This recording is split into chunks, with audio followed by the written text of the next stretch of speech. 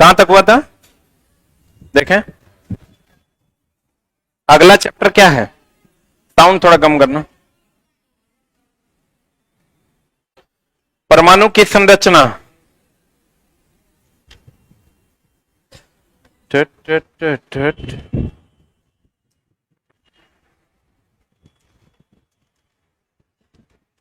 पकड़ो, परमाणु की संरचना कितना नंबर तक हुआ था? इसका नंबर बताइए।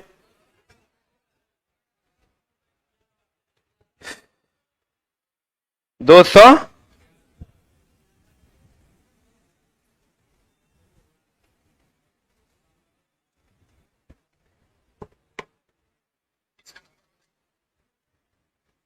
देखिए, हम लोग चलते हैं परमाणु की 267 से होना था क्या? 66 यही था ना? आप देखो, चलो परमाणु प्रोटॉन पर आवेश पूछ रहा है, तो ध्यान दीजिएगा। प्रोटॉन का जो पूछता है, इलेक्ट्रॉन, प्रोटॉन, न्यूट्रॉन का, वो कुछ इस कदर से पूछा जाता है। इलेक्ट्रॉन, रुक जाओ, प्रोटॉन, न्यूट्रॉन।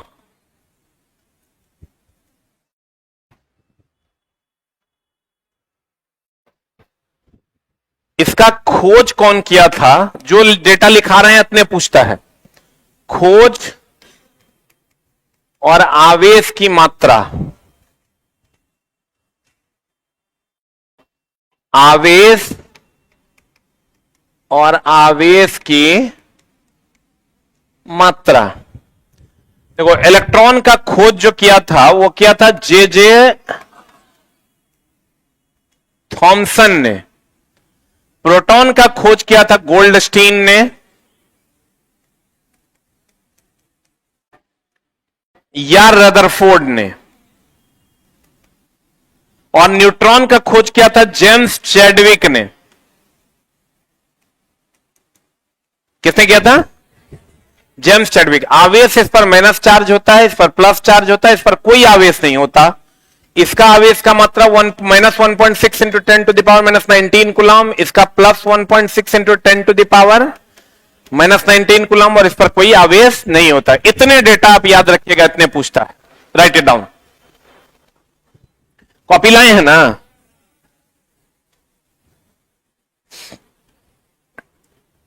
इलेक्ट्रॉन का खोज कौन किया? जे जे थॉमसन।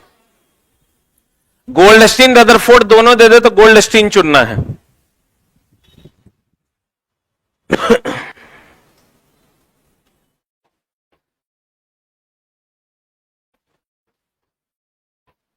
हो गया?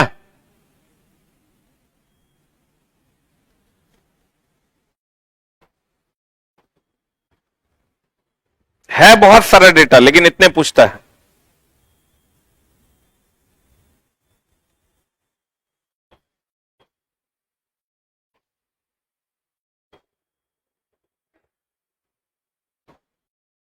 हेलो हेलो,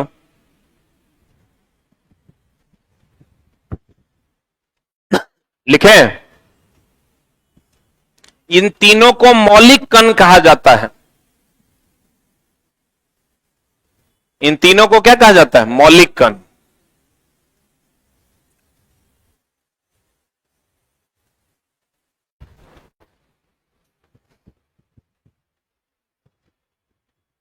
दस 15 दिन में चले TRE4 आ जाएगा।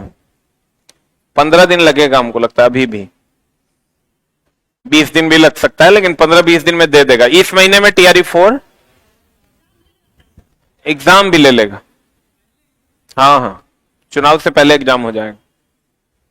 एस्टेट अब नहीं होगा। हो गया?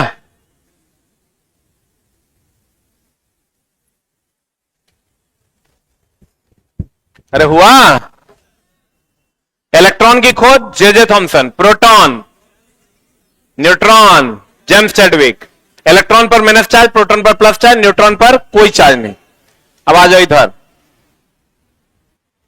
ये बता, कहता है प्रोटॉन का आवेश कैसा होता है? धनात्मक। प्रोटॉन का आवेश कैसा? लिखा धनात्मक? नहीं लिखे? फिर आ जाओ, परमाणु का सबसे छोटा और सामान्य घटक क्या है? इलेक्ट्रॉन। परमाणु का सबसे छोटा घटक कौन है? इलेक्ट्रॉन। इलेक्ट्रॉन पर माइनस चार्ज की प्लस चार्ज? Minus charge. परमाणु के किस हिस्से में, देखो ये क्वेश्चन पूछवे करेगा, ये होता है नाभिक, जिसमें होता है न्यूट्रॉन और प्रोटॉन। इसके चारों तरफ चक्कर कौन लगाता है? इलेक्ट्रॉन। कौन लगाता है? इसको हम लोग नाभिक बोले, इसको हम लोग नाभिक बोले, या इसी को हम लोग न्यूक्लियन कहते हैं। इसको नाभिक कहते हैं या क्या कहते हैं? न्यूक्लियन। लिख लो। इलेक्ट्रॉन, प्रोटॉन, न्यूट्रॉन को मौलिक कण कहते हैं।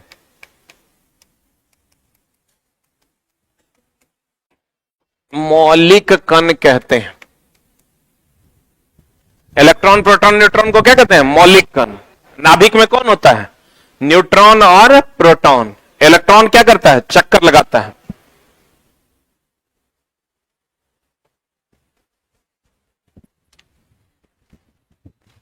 अगर आपको कह दे नाभिक और न्यूक्लियन बराबर क्या, तो कहेंगे N plus P. N plus P. Electron, proton, neutron को क्या कहते हैं? मौलिक कण। लिख लिए? अरे लिखे? आप बताइए, परमाणु के किस हिस्से में प्रोटॉन और न्यूट्रॉन पाए जाते हैं? परमाणु के कोर में, या कोर को ही क्या कहते हैं? नाभिक या न्यूक्लियन कहते हैं। नाभिक या क्या कहते हैं? न्यूक्लियन। लिखें? कोर को ही कहते हैं नाभिक या न्यूक्लियन। बता, रदरफोर्ड का परमाणु मॉडल किस तत्व का प्रयोग विधि पर आधारित है?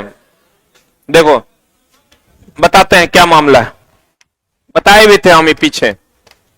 रदरफोर्ड ने अल्फा प्रकीर्णन प्रभाव का खोज किया था।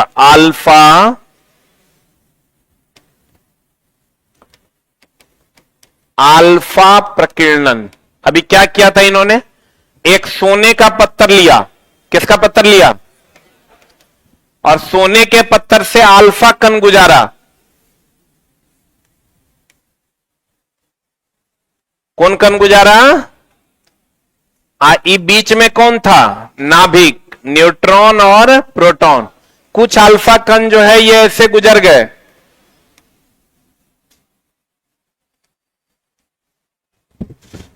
कुछ अल्फा कण सीधे चले गए, कुछ अल्फा कण थोड़ा टेढ़े हो गए, कुछ अल्फा कण जिस पथ पर गए थे उसी पर वापस आ गए। ध्यान से देखो,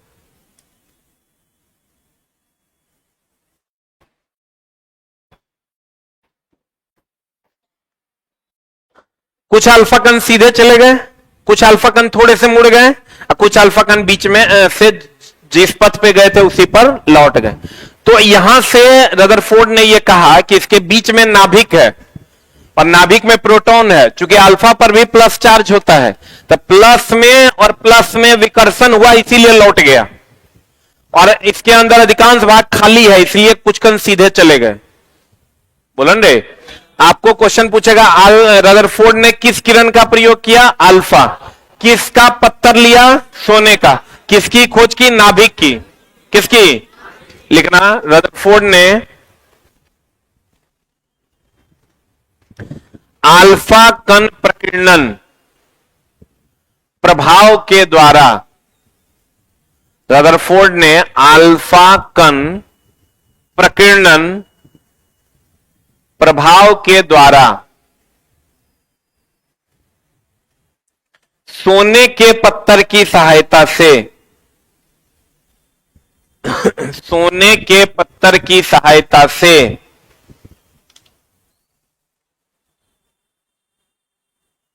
किसके पत्थर की सहायता से? सोने के पत्थर की सहायता से नाभिक का खोज किया। नाभिक का खोज किया। किसका खोज किया?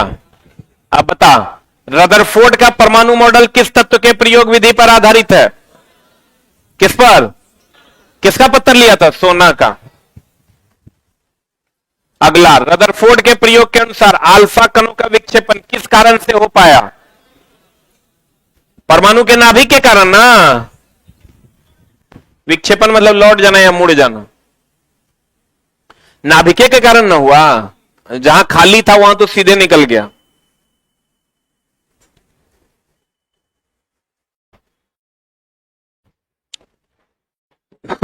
हो गया। रदरफोर्ड के अनुसार कण के विक्षेपण का कारण क्या था? परमाणु विक्षेपण ने कण सीधा निकल गया, सीधा निकला, इसका कारण क्या था? परमाणु के भीतर खाली स्थान, खाली स्थान होगा तब ना सीधे निकल जाएगा। रदरफोर्ड के अनुसार कण सीधा निकल गया, इसका कारण क्या था? परमाणु के अंदर खाली स्थान। और लौटा क्यों? क्योंकि उसके अंदर क्या था? नाभिक था। उसके अंदर क्या था? नाभिक। देखो ना, ये जो कण लौटा है इसलिए क्योंकि इसके अंदर क्या था? नाभिक। सीधे चल गया क्योंकि इसके अंदर क्या था? खाली स्थान। ठीक है। रदरफोर्ड के परमाणु मॉडल किसे दर्शाते हैं? परमाणु के धनात्मक भाग अर्थात किसको? किसको? नाभिक को। नाभिक में धन आवेश ही ना होता है। नाभिक में होता है प्रोटॉन, और प्रोटॉन पे होता है धन आवेश।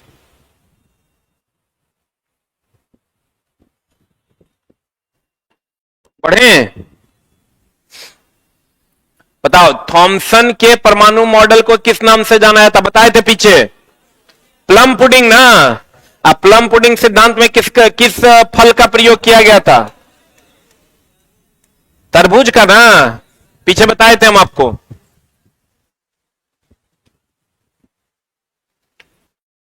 प्लम पुडिंग सिद्धांत किसने दिया था? थॉमसन ने। प्लम पुडिंग सिद्धांत किसने दिया था? थॉमसन ने। बता, कौन से तत्व नाभिक में केवल एक प्रोटॉन और न्यूट्रॉन नहीं होते? हाइड्रोजन। देखो एक मिनट रुक जा, हाइड्रोजन का नाम सुने हो?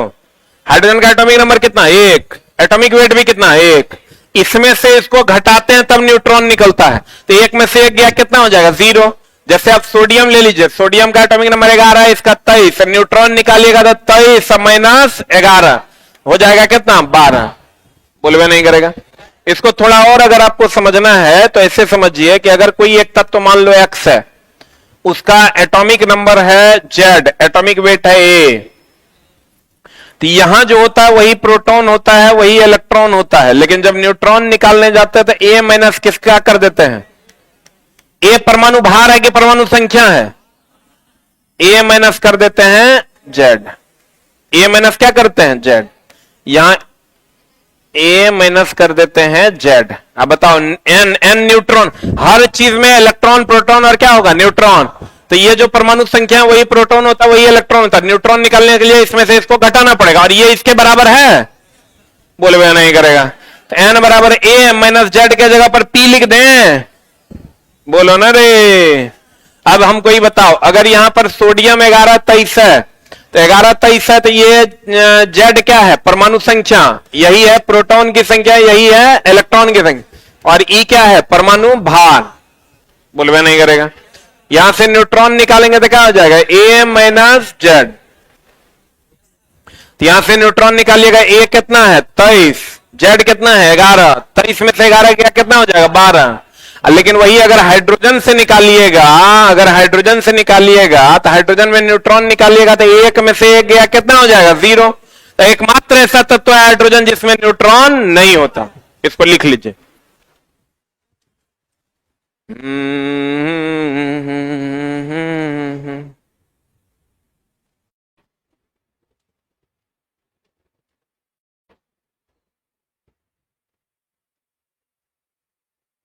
अरे TRE4 तो अब आएगा ही आएगा, हम जानते हैं। जाके बोर्ड से पूछो, तुम पगला है। जाके बोर्ड से पूछो ना, हमरा नहीं पता, नहीं आएगा। मन करे पढ़ो, नहीं मन करे नहीं पढ़ो। कितना का माथा का दर्द लेना है? पगला कहीं का आंदोलन होता है तो 20 को जाता है। मेरा घर बैठे टीआरई 4 चाहिए। हम लोग भी तो वही बोलते हैं जो वो बोल रहा है। अब वो झूठ बोल रहा है, जाकर मत दो वोट, आ रहा है इलेक्शन, हमरा से क्या पूछता है। कहता है मास्टर लोग जाइए आंदोलन कीजिए। मास्टर आंदोलन जाता है, तुम कहता है मास्टर चेहरा चमका रहा है, कल जाएगा मास्टर। कहता देखो मास्टर आ गया कोर्स बेचने, देखो मास्टर आ गया फोटो खिंचवाने। नहीं जाएगा मास्टर, करो खुद से। तो अच्छी बात है, हम तो वैकेंसी की ठेका थोड़े लिए हैं। मेरा काम क्या है, पढ़ाना। हम पढ़ा रहे हैं, तेरा मन करे पढ़ो, नहीं मन करे मत पढ़ो। जरा से मन करता है जाके पढ़ो। आंदोलन के नाम पे 5 को इकट्ठा नहीं होगा। मास्टर पे का आंदोलन करो, पगला। आंदोलन का पैसा अलग से लगेगा, समझा। अरे भाई अब तो ये स्थिति हो गया ना कि मास्टर लगता है पढ़ाएगा कम, अब आंदोलन ज्यादा करना पड़ेगा। अभी बिहार पुलिस वाला नीचे आया था, सर आंदोलन है। हम बोले क्या चीज का, मतलब बारकोड नहीं दे, वो ओएमआर नहीं दे रहा है सर। फिर थोड़ा देर बाद स्टेट वाला आता है, कहता सर आंदोलन है। अरे हम पढ़ाएं कि आंदोलन करें? आंदोलन करना छात्र नेताओं का काम है, तुम्हारा काम है। फिर भी हम लोग सहयोग करते हैं। तो हम लोग जब सहयोग करेंगे तो तुम कहोगे मिल गया सरकार से, ओ कोर्स बेच रहा है इसीलिए सामने आके हल्ला कर रहा है। जाओ, नहीं करेंगे। मन करे पढ़ो, ना मन करे मन मत पढ़ो। जे आंदोलन करता है सबको गरियाता है बच्चा। फाइनल कॉल गाली ही है। अभी आंदोलन हुआ एसएससी वाला, धर धर के गरिया रहा है। लॉलीपॉप सूंघ के आ गया, चॉकलेट चाट के आ गया, चाय पी के आ गया, दे रहा है ना पूरा। अभी बेचारे बीपीएससी का आंदोलन हुआ, कहता तू ही मिल गया, सब मिला हुआ है तुम लोग। आंदोलन में अभी हम साइको का आंदोलन किए, कहता जाके चाय पी के आ गया। ये जाएगा तेरे लिए लड़ने, लोग अंठा देगा। जगह कोर्स लेना है बच्चा ले रहा है। तुम ये बात हमेशा समझो, व्यवस्थाएं एक दिन में नहीं बदलती हैं, लेकिन एक दिन बदलती है, उसके लिए लड़ना होगा। एक आंदोलन में देश को आजादी मिल गया, तो वही स्थिति है। छोटा छोटा चीज से आप लड़िएगा, अपनी बातों को रखिएगा तो चीजें ठीक होंगी, नहीं तो कभी ठीक नहीं होंगी। तो आप उसको हमेशा, कोई भी आपके लिए लड़े तो उसको थैंक यू बोलिए, ये आदत डालो। हर चीज में निगेटिविटी नहीं खोजना है। लेकिन टीआरई 4 आएगा, लेकिन लेट लगेगा, क्योंकि कल जो सिद्धार्थ जी का बयान है उसमें जो दिख रहा है कि 1 सप्ताह में तो नहीं आने जा रहा है। आ भी सकता है आनंद फानन में कुछ कर दे, लेकिन 15 दिन के अंदर चीजें आ जाएंगी, ऐसा आप विश्वास रखो और पढ़ाई करो उसी हिसाब से। आ जाओ इधर।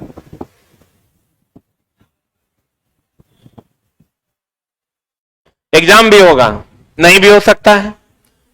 कौन से तत्व है वो डिपेंड करेगा तुम कितनी प्रमुखता से अपनी बातों को रखते हो। एक पीछे छूट गया, आओ ना इधर।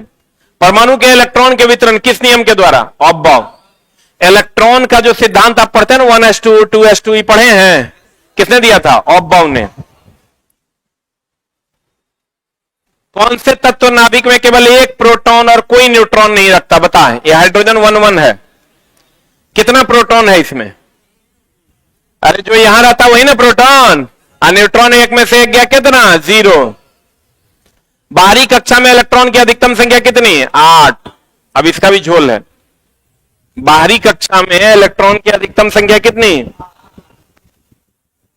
8।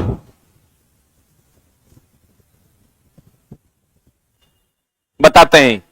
अस्थाई तत्वों के परमाणु के की संरचना में सबसे बाहरी सेल का को क्या कहा जाता है? बाह्यतम कक्षा।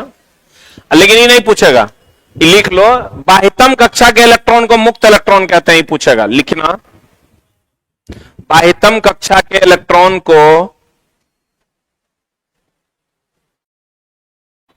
मुक्त इलेक्ट्रॉन कहा जाता है।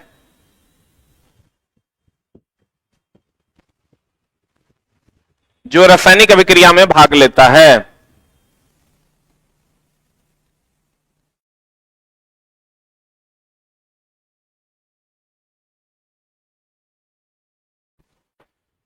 बाह्यतम कक्षा के इलेक्ट्रॉन को मुक्त इलेक्ट्रॉन कहते हैं।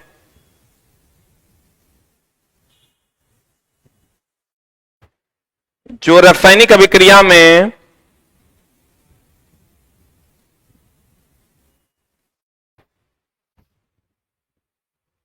क्या करता है? भाग लेता है।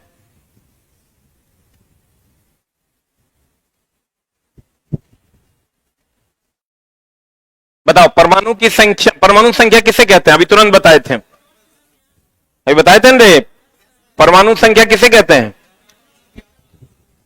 ये अगर सोडियम 1123 है तो यही ना परमाणु संख्या है, यही ना प्रोटॉन है, यही इलेक्ट्रॉन भी है। ये हाँ हाँ नहीं बोल सकते। हाँ, उसका रीजन है, इलेक्ट्रॉन की संख्या घटते बढ़ते रहती है। यहां अगर प्लस हो जाएगा ना तो ई तो 11 रह जाएगा प्रोटॉन, लेकिन इलेक्ट्रॉन 11 में से एक चल गया 10 हो जाएंगे। इसलिए जब भी कहेंगे परमाणु संख्या किसके बराबर है? प्रोटॉन की संख्या, इलेक्ट्रॉन की संख्या के बराबर नहीं। लिखना, परमाणु संख्या किसे कहते हैं? नाभिक में प्रोटॉन की संख्या के बराबर। प्रोटॉन की संख्या को ही परमाणु संख्या कहते हैं। हो गया? किसी तत्व की औसत परमाणु द्रव्यमान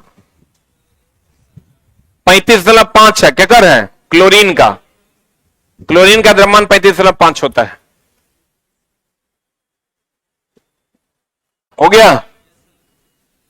किसके उपयोग से कोबाल्ट के समस्थानिक का उपयोग? कोबाल्ट के समस्थानिक का उपयोग कहां? कैंसर के उपचार में। देखो, आयोडीन का उपयोग कहां? इतने पूछेगा, पूछवे करेगा। घेघा रोग के उपचार में। यूरेनियम परमाणु रिएक्टर में। सोडियम रक्त का थक्का की जांच में। आर्सेनिक ब्रेन ट्यूमर में।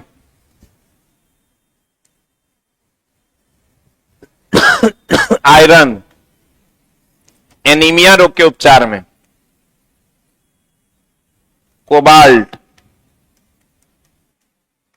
कैंसर के लिए।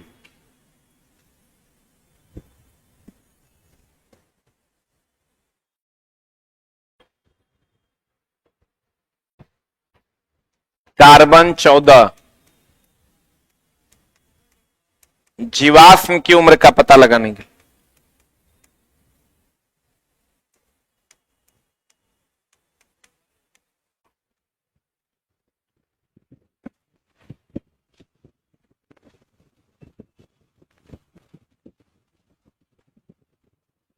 एक वो आंदोलन और होगा ना टीआरई 4 का, बढ़िया से सब परीक्षा सब हो जाए।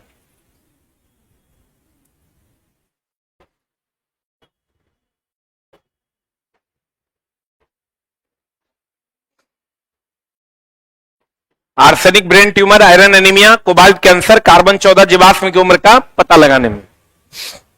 हो गया?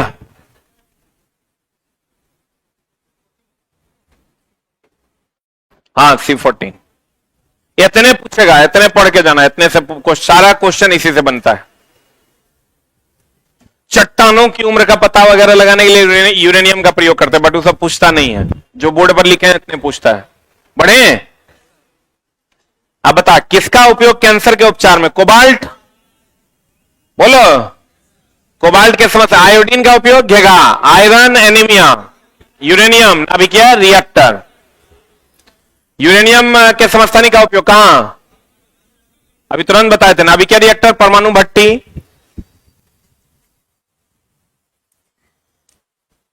बढ़े? पता, नील्स बोर ने द्वारा दिया गया परमाणु मॉडल किस पर आधारित है? हाइड्रोजन स्पेक्ट्रम पर। याद रखो, ये मॉडल अब चलता नहीं है। बोर ब्यूरी ने एक 2n² का भी सिद्धांत दिया था।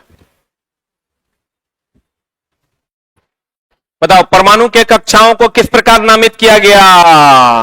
देखो ई जो परमाणु है इसमें एक नाभिक है, न्यूट्रॉन और प्रोटॉन उसमें होते हैं। इसके चारों तरफ कौन चक्कर लगाता है? कौन चक्कर लगाता है? इलेक्ट्रॉन। ये पहली कक्षा को के, दूसरी को एल, तीसरी को एम, चौथी को एन, ओ, पी, क्यू।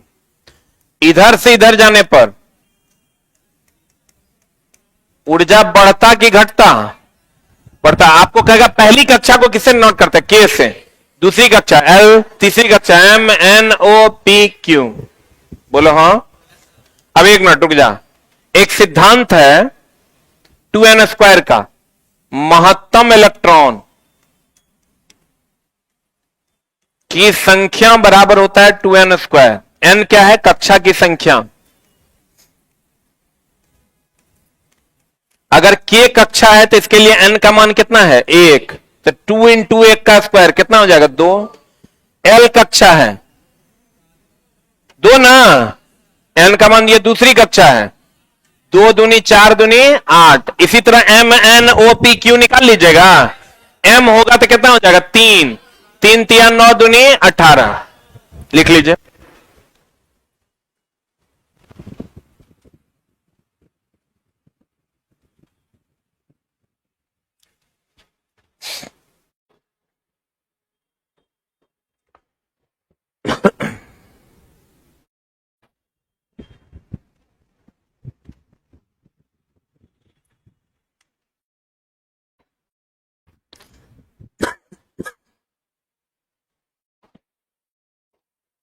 अब बच्चा सब अगर चुप रह गया चला तो लास्ट में वैकेंसी देके थोड़ा छोड़ देगा। मनसा वही है।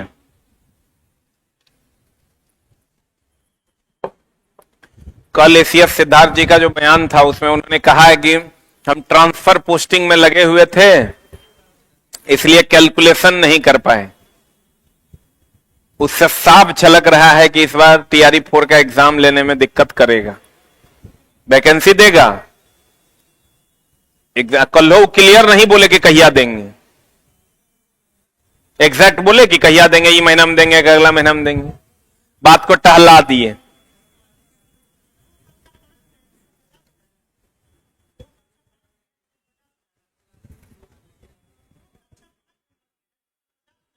जे जितना पे हो उतना हो जाए। 8 8 हो सकता नहीं है। 8 होगा तो वो स्टेबल होगा। होने के लिए तो कितना हो सकता है? हाँ 8 मिनिमम, 8 नहीं, फिर गलत स्टेटमेंट दे रहा है। 8 होगा तो स्टेबल हो जाएगा। 8 अगर होगा तो क्या होगा? स्टेबल होगा। कुछ भी हो सकता है। 8 लेकिन अगर होगा तो स्टेबल होगा। और क्रिया गैस की संयोजकता को प्राप्त करेगा तो स्टेबल हो जाएगा। तो आपको कहेगा 22वीं कक्षा में कितना इलेक्ट्रॉन होगा तो कोई भी तत्व जो है स्टेबल हो जाएगा? 8। लेकिन हीलियम के साथ क्या? हीलियम और हाइड्रोजन ये दुए को रहता है तो स्टेबल हो जाता है। हाइड्रोजन और हीलियम में कितना रहेगा? तो 2। ये डुएट पूरा करता है। बाकी सब तत्व कितना पूरा करके स्टेबल होता है? 8। लिख लो हाइड्रोजन और हीलियम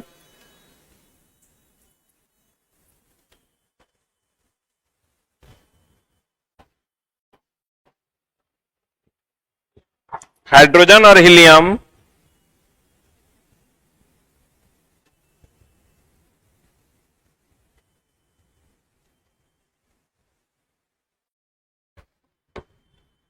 डुएट पूरा करता है। डुएट लिख दें क्या? द्वैध कहते हैं हिंदी में। डुएट पूरा करता है तथा बाकी सभी तत्व ऑक्टेट पूरा करके स्टेबल होता है। बाकी सभी तत्व ऑक्टेट पूरा करके स्थायी होता है।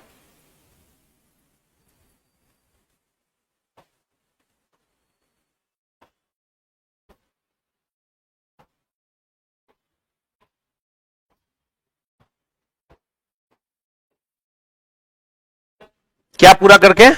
ऑक्टेट पूरा करके अस्थाई होता है। बोलिए। हीरा, हीरा चलो विषैला पदार्थ है, डिपेंड करता है किससे रिएक्ट कर रहा है। नॉर्मली हीरा जो आप सिनेमा में देखते हैं कि चाट के मर जाएगा, वैसा कोई सीन नहीं होना, नहीं वैसा कोई सीन होना नहीं है, ऐसा रहेगा जुल्म हो जाएगा। अगला कार्बन का ही अपर रूप है वो। कहते हैं परमाणु के कक्षाओं को किस प्रकार नामित किया गया है? KLMNOP Q। के पहली कक्षा है कि दूसरी? पहली कक्षा है। एक तत्व के परमाणु संख्या किसके समान है? अभी तुरंत बताए थे किसके समान? प्रोटॉन की संख्या। लिखे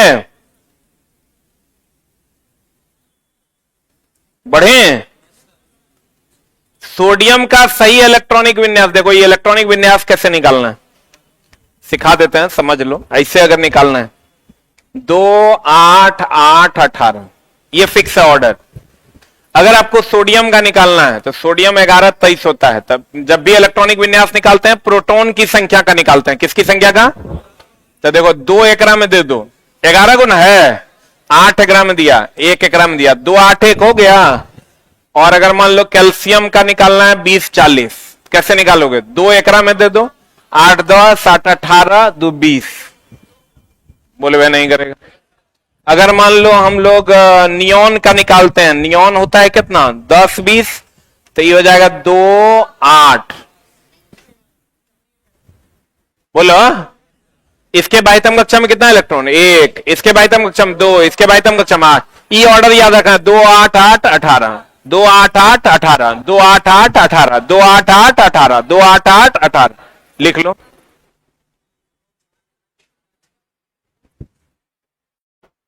दो 8 8 18।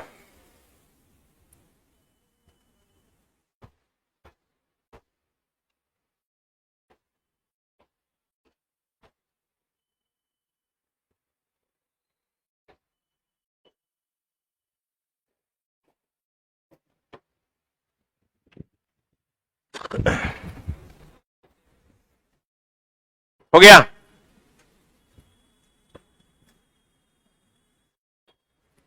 ये बीच में तब तक हमको लगता है सारे टीचर्स को मिलकर एक ट्विटर कैंपेन कर देना चाहिए। हम देखते हैं बात करके, सारे टीचर को मिलके एक बढ़िया सा ट्विटर कैंपेन हो जाता। चलो कुछ कुछ होते रहेगा तब तो जगा हुआ रहेगा, न तो पता चला एको सप्ताह सूता तैयारी फोड़ गया। हो गया? अरे हुआ? बता तो सोडियम होता है 11, 2 8 1 हो जाएगा। रदरफोर्ड के परमाणु के अधिकतर अल्फा कण किस दिशा में चले गए? सीधा, कुछ ही न लौटा, अब सीधा निकल गए। इससे क्या प्रमाण मिला? कि खाली है। क्या है? यदि परमाणु क्रमांक 9, परमाणु संख्या 9, न्यूट्रॉन की संख्या 10 है, बताओ फ्लोरीन है। फ्लोरीन का नाम सुने हो? F9 19 होता है। एक और है परमाणु संख्या 9 है, तो 9 है तो इसी से तो फ्लोरीन है ये। अरे 1 से 20 तक एटॉमिक नंबर याद है? फ्लोरीन का कितना होता है? 9, तो यहीं से तो मिल गया 9। बोलो। अच्छा बताओ, तो इसमें न्यूट्रॉन निकालने कहेगा तो कैसे निकालिएगा? इसमें से इसको क्या करेंगे? घटा देंगे, न्यूट्रॉन निकल जाएगा। और यहां पर जो है यही प्रोटॉन है, यही इलेक्ट्रॉन है, यही प्रोटॉन और यही क्या है? इलेक्ट्रॉन है। बताओ केनाल किरण किसको कहते हैं? धनात्मक किरण को। धनात्मक किरण को इस बार पूछा था ये क्वेश्चन आरपीएफ में, कोई नहीं बना पाया। केनाल किरण किसको कहते हैं? धनात्मक किरण को। हाँ बताओ, किसी कक्षा में उपस्थित अधिकतम इलेक्ट्रॉन की संख्या कितना? अभी पढ़ाए थे ना, 2n²। लिखे। एक तत्व के समस्थानिक में होते हैं, देखो ये थोड़ा सा पढ़ लो ना, पढ़ लो। तत्व समान रहेगा तो रासायनिक गुण समान होगा। तत्व समान रहेगा तो रासायनिक गुण क्या रहेगा? समान। और अगर भार समान है तो भौतिक गुण समान। अब एक बात बताइए, रुक जा रुक जा रुक जा तब लिखना। एक होता है समस्थानिक। समस्थानिक होता है परमाणु संख्या समान, परमाणु भार अलग, अलग अलग। एग्जाम्पल ले लो, कार्बन 612, कार्बन 614। रुक जा,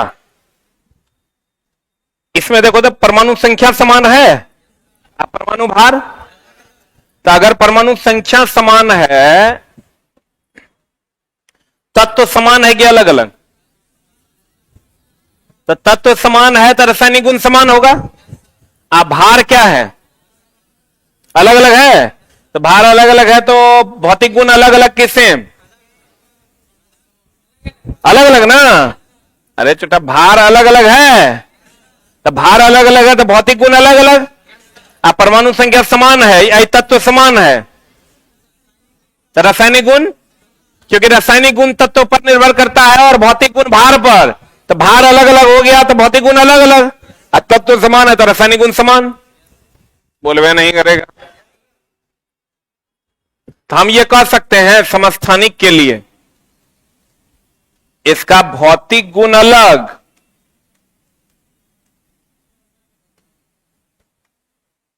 भौतिक गुण अलग, रासायनिक गुण समान।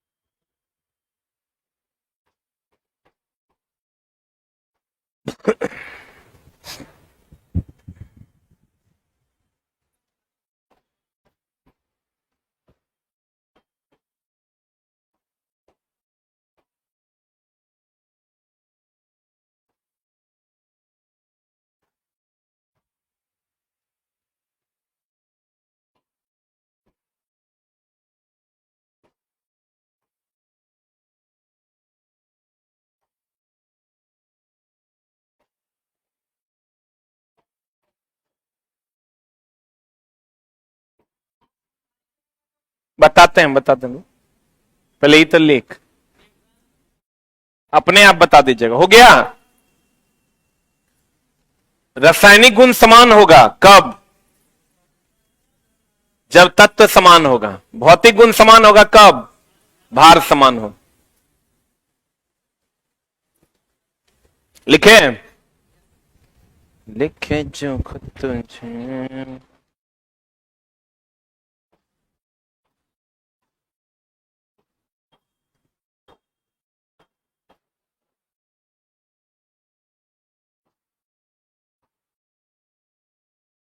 अरे हुआ? अब देखो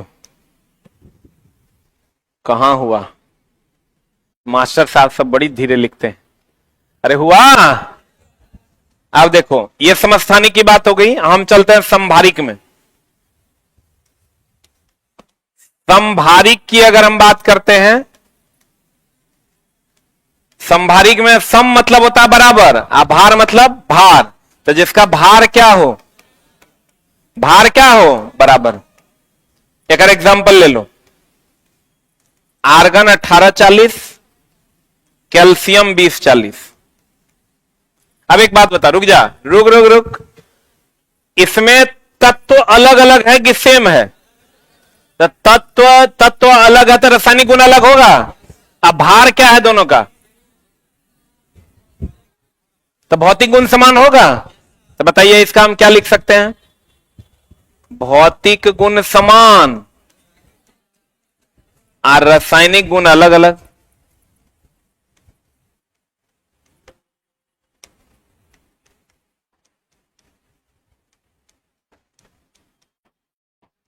आई तो और फूसेंट में नहीं है, लेकिन ये क्वेश्चन पूछता है।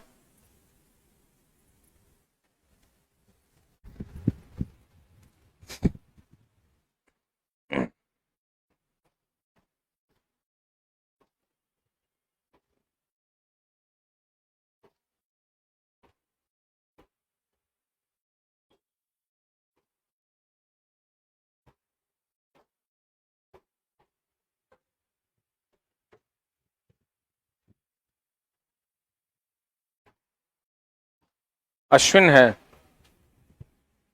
हाँ बोलो अश्विन। रेफरेंस नंबर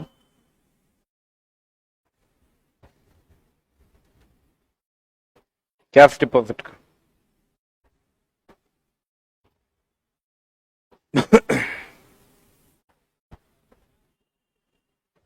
भेज रहे हैं।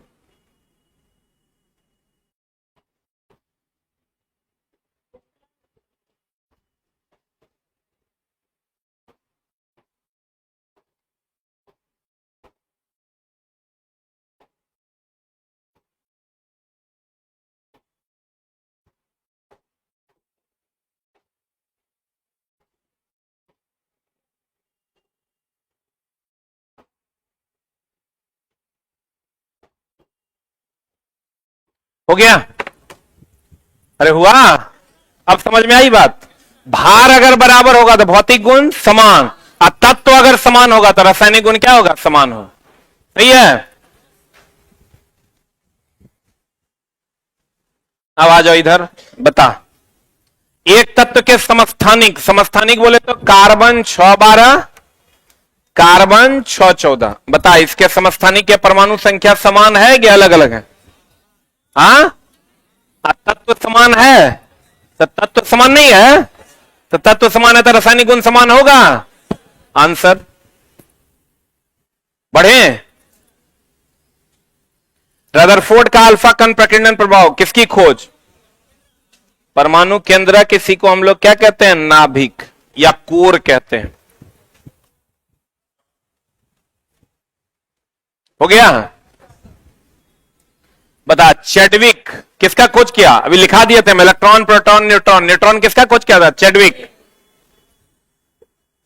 जेम्स चैडविक ने न्यूट्रॉन का खोज किया। घेगा रोग अभी तुरंत लिखा दिए थे, आयोडीन। बोलन रे, that's the ending of your chapter. हाँ जी, पीरियोडिक टेबल चला हटा दिया गया, एनसीईआरटी से भी हटा दिया। कहता प्राकृतिक संपदा, पृथ्वी के मुख्य प्राकृतिक संसाधन कौन कौन है? जल, थल, वायु। ये चैप्टर तुम्हारा यूज का नहीं है, कम क्वेश्चन पूछे जाते हैं, जो पूछे जाते हैं वो हम बता देते हैं। ये क्वेश्चन पूछा जाता है, हमारा शरीर कितने तत्वों से बना है? 5 तत्वों से, पंच तत्वों से बना है। एक लाइन लिख लो, हमारा शरीर 5 तत्वों से बना है। ये चैप्टर आपके यूज का नहीं है। हमारा शरीर कितने तत्वों से बना है? 5 तत्वों से, ये पूछता है। कार्बन डाइऑक्साइड का अधिकता का पृथ्वी पर क्या परिणाम हो सकता है? Very very important, global warming. ये पढ़ा देते हैं हम। देखो 1 मिनट रुक जाओ, देख लो पहले तब समझना। ये सूर्य है, अरे बोलन रे, ये है आपका ओजोन परत। कौन परत है ये कौन मंडल में है?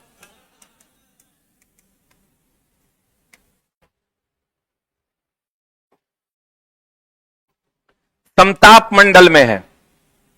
यहां से 2 किरणें आती हैं, एक आती है अवरक्त और एक आती है पराबैंगनी। पराबैंगनी किरण पृथ्वी तक नहीं आ पाती है, लेकिन अवरक्त किरण मनुष्य तक आता है, और अवरक्त किरण के द्वारा ही पृथ्वी तक गर्मी पहुंचती है। कौन किरण के द्वारा? तो ऑक्सीजन जो अगर ज्यादा होगा या नाइट्रोजन, तो वो अवरक्त किरण को आने भी देता है, जाने भी देता है। लेकिन अगर कार्बन डाइऑक्साइड की मात्रा बढ़ गई तो कार्बन डाइऑक्साइड आने तो देता है लेकिन जाने नहीं देता। जाने नहीं देता, जिसके परिणाम स्वरूप यहां पर ऊष्मा की मात्रा बढ़ जाती है। अवरक्त किरण आ रहा है, आ रहा है, आ रहा है, जा नहीं रहा है, तो जा नहीं रहा तो यहीं रुक रहा है, तब ऊष्मा की मात्रा बढ़ेगी तो आपको गर्मी लगता है। इसलिए ज्यादा भीड़ में जहां लोग होते हैं वो ऑक्सीजन लेके कार्बन डाइऑक्साइड बहुत ज्यादा मात्रा में छोड़ देते हैं, तो जो ऊष्मा आ रहा होता है वो बाहर नहीं निकलता है। तो उसको ये काम करता कौन है? Carbon dioxide. तो कार्बन डाइऑक्साइड के कारण ही पूरा का पूरा पृथ्वी गर्म हो रहा है, क्योंकि वो आ रहा है गर्मी और जा नहीं रहा। इसका उपाय यह है कि आप कार्बन डाइऑक्साइड की मात्रा को कम कीजिए। कार्बन डाइऑक्साइड कौन ग्रहण करता है? पौधा। तब पौधा की मात्रा को बढ़ाइए और मनुष्य छोड़ता है उसकी मात्रा को कम कीजिए। हम दो हमारे एक, लेकिन ये होता नहीं है। तो कार्बन डाइऑक्साइड चूंकि मनुष्य छोड़ता है तो उसको आप कम कीजिए और पौधा ग्रहण करता है उसको बढ़ा दीजिए। कार्बन डाइऑक्साइड कम हो जाएगा, कम हो जाएगा तो पृथ्वी गर्म नहीं होगा। आपको क्वेश्चन पूछेगा, बताइए कार्बन ग्लोबल वार्मिंग के लिए कौन गैस जिम्मेवार है? Carbon dioxide. कहेगा कौन सी किरण पृथ्वी तक आती है? अवरक्त। गर्मी किस किरणों के माध्यम से आती है? अवरक्त। पराबैंगनी किरण को कौन रोकता है? ओजोन परत। पराबैंगनी किरण पृथ्वी पर आ जाएगा तो क्या होगा? त्वचा का कैंसर। क्या होगा? फिगर बना लो।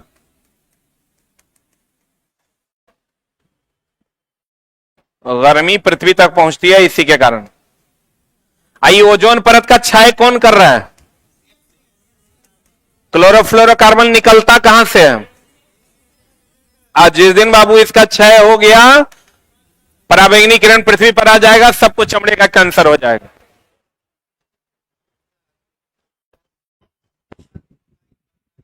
क्या? ऐसा तो कोई साक्ष्य नहीं है। आप जब CFC की मात्रा को आप कम कर दीजिएगा तो उसकी मोटाई जो है घटेगी नहीं। नहीं तो ओजोन परत में जो है छिद्र हो रहा है। छिद्र हो रहा है मतलब ओजोन परत पतला हो रहा है। हो गया? ग्लोबल वार्मिंग का कारण कौन गैस है? CO2।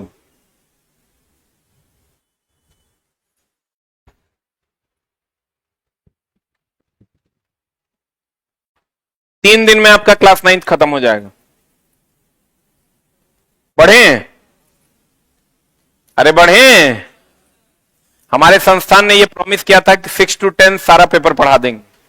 हम सारा पढ़ा दिए, पूरा आर्ट्स पढ़ा दिए, पूरा ज्योग्राफी, पूरा हिस्ट्री, पूरा पॉलिटी, पूरा इकोनॉमिक्स। हाँ जी। मैथ भी करवा देंगे। मैथ करवाएंगे मतलब वो एनसीईआरटी मैथ जो आप कहते हैं या एससीईआरटी मैथ, वो भी मेरा पूरा का पूरा बना हुआ है।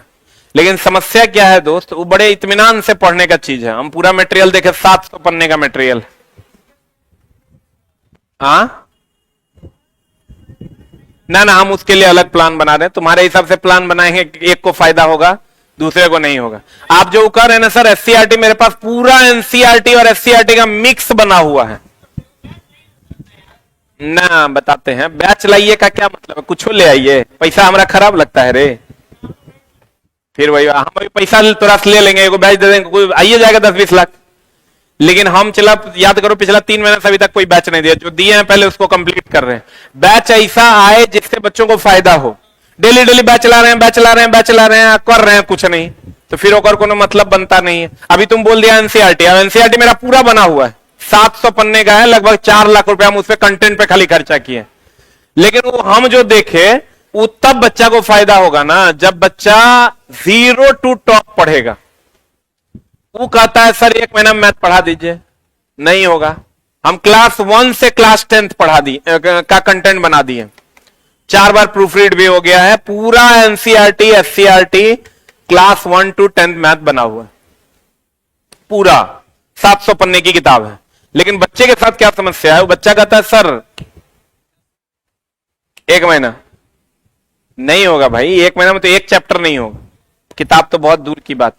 इसके लिए चला उपाय वही है, हम जो तुमको बोले थे, 300 क्वेश्चन हर चैप्टर का आएगा। मैथ का 400 आएगा, बाकी सब रीजनिंग का 200 से 250 क्वेश्चन, बाकी सब सब्जेक्ट का 300 क्वेश्चन आएगा। 250, 300, modern history 300, polity 300, physics 300, chemistry 300, bio 300। और वही क्वेश्चन सबके लिए रामबाण होगा। टीआरई 4 के लिए, मेरे लिए, हम जो अपने तरफ से ला रहे हैं वही ला रहे हैं, और हम उम्मीद करेंगे कि उससे बाहर एक भी क्वेश्चन आपका जाएगा नहीं। कंडीशन अप्लाई कि उसका जितना सॉल्यूशन टीचर्स करवाएंगे वो सब आपको पढ़ना होगा। अगर एक क्वेश्चन में 20 लाइन है तो 20 लाइन पढ़ना होगा, और 20 लाइन किसी न किसी किताब का ऑब्जेक्टिव का 1 लाइनर है। वो जब आएगा तो हम आपको बता देंगे। लगभग लास्ट पर है, फिजिक्स बन गया, केमिस्ट्री बन गया, मॉडर्न हिस्ट्री भी बन गया है, पॉलिटी टाइपिंग में लगल है, ज्योग्राफी का करेक्शन चल रहा है, पूरा आर्ट्स और पूरा science. Including Bihar, Bihar special में नहीं, इसके बाद आएगा, इसके जस्ट बाद आएगा। तब तक आपका वैकेंसीओ नहीं आया है, आने तो दीजिए। आप बताओ आंसर, एक आंसर बता क्या होगा। अब चला कंटेंट नहीं बनेगा तो कुछ नहीं हम दे देंगे, दे दिया, गरिया रहा है पैसा देके। कार्बन डाइऑक्साइड की अधिकता का पृथ्वी पर क्या परिणाम हो सकता है ग्लोबल वार्मिंग, इसको कम कैसे कर सकते हैं? पेड़ लगा के। हम अपने गांव में चला 50,000 पेड़ लगवाए हैं आम का, 50,000 प्लस। आप लोग भी जब जॉब में जाइएगा तो पेड़ जरूर लगाइए। उससे होगा क्या? ग्लोबल वार्मिंग कम होगा। इस साल जितनी गर्मी पड़ रही है उससे कम अगले साल पड़ेगा। कहता है कृत्रिमिक खादों, देखो फिर यहां झोल है। यहां जो तुमको पूछता है वो पूछता है जैविक और अजैविक के बारे में, खाद और उर्वरक के बारे में। ये जानते हैं? कंपोस्ट जानते हैं? वो खाद है। कंपोस्ट क्या है? खाद है। हम लोग जो डीएपी, पोटास, जिंक डालते हैं वो क्या है? उर्वरक। इसका क्वेश्चन आता है, बहुत आसान है अगर बच्चा समझ ले इसको तो। खाद जो हम लोग डालते हैं कंपोस्ट गोबर वाला, वो संतुलित है क्या असंतुलित? असंतुलित है।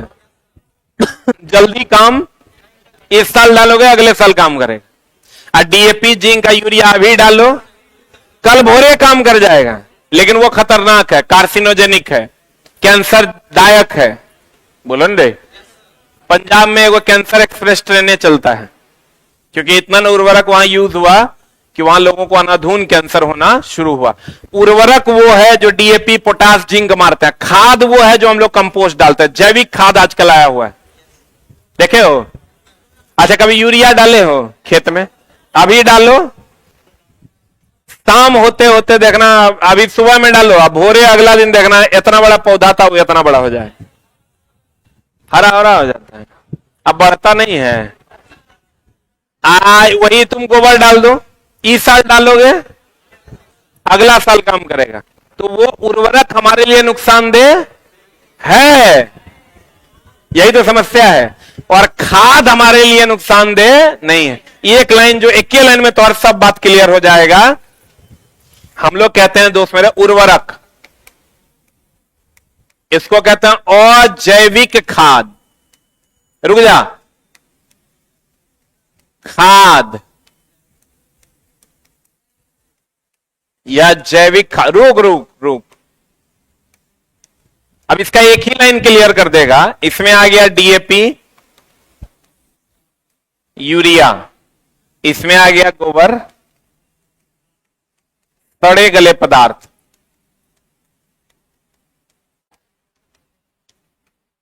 अभी चला गेहूं में एक एक कट्ठा में लोग 40-40 किलो खाद लगा रहे हैं। रुक रुक रुक रुक न दे, इस संतुलित की असंतुलित? अरे देखते हो इसमें लिखल रहता है 44% नाइट्रोजन है, इतना परसेंट है ही है, इतना परसेंट है ही है। ये इसमें क्या लिखल रहेगा? असंतुलित। ई हानिकारक की लाभदायक? हानिकारक। ई ना लाभदायक काहे बोल रहा है? एक बोलो हानिकारक नहीं।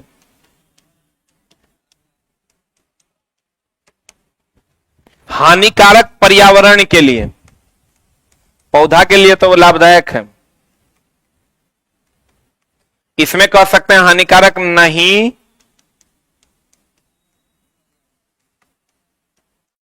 अब बताओ, ये तुरंत काम करता है कि लेट से?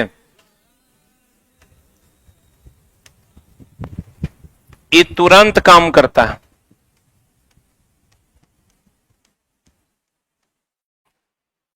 ये तुरंत कार्य नहीं करता।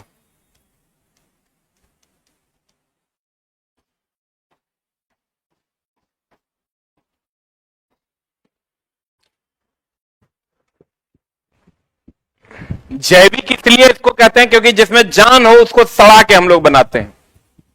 पादप वगैरह का अवशिष्ट जो है वो सबसे भी बनता है।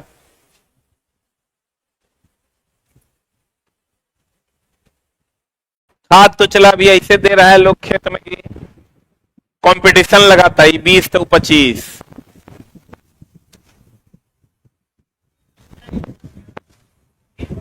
सब अभी कैंसर जो है अगला 10-15 साल में कैंसर बहुत तेजी से बढ़ेगा। अच्छा, एक क्वेश्चन पूछा है एनसीईआरटी में दिया हुआ है, कैंसर किस चीज से सबसे ज्यादा फैल रहा है? हाँ, पीड़कनाशी से। पीड़कनाशी से। अरे कीड़ा का दवाई नहीं मारते हो, कीटनाशी से। कीटनाशक से सबसे ज्यादा कैंसर फैल रहा है।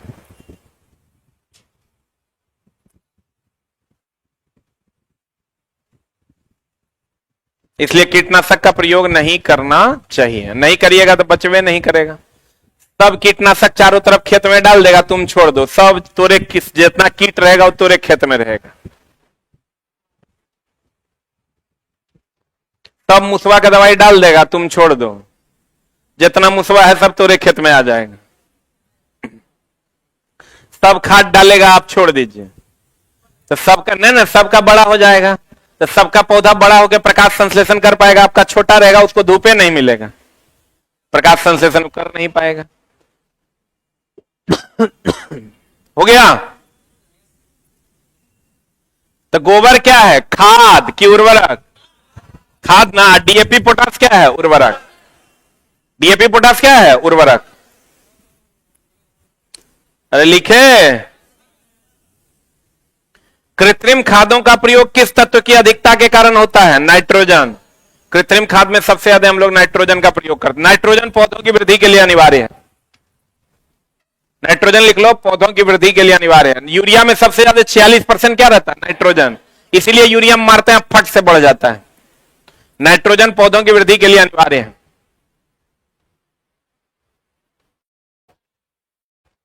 बताओ, पृथ्वी पर जल का सबसे महत्वपूर्ण कार्य क्या है? जीवों का जीवन संतुलन।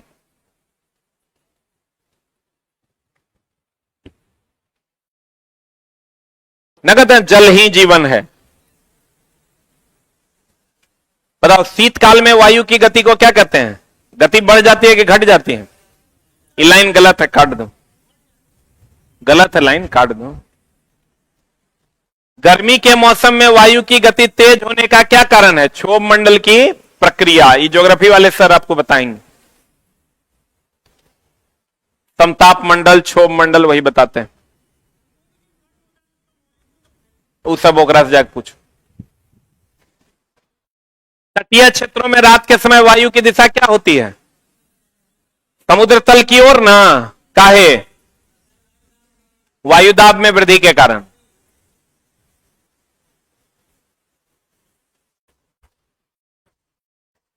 बताओ, वायुमंडलीय हवा के बहाव का निर्धारण कौन सी प्रक्रिया करता है? वातावरणीय दाब।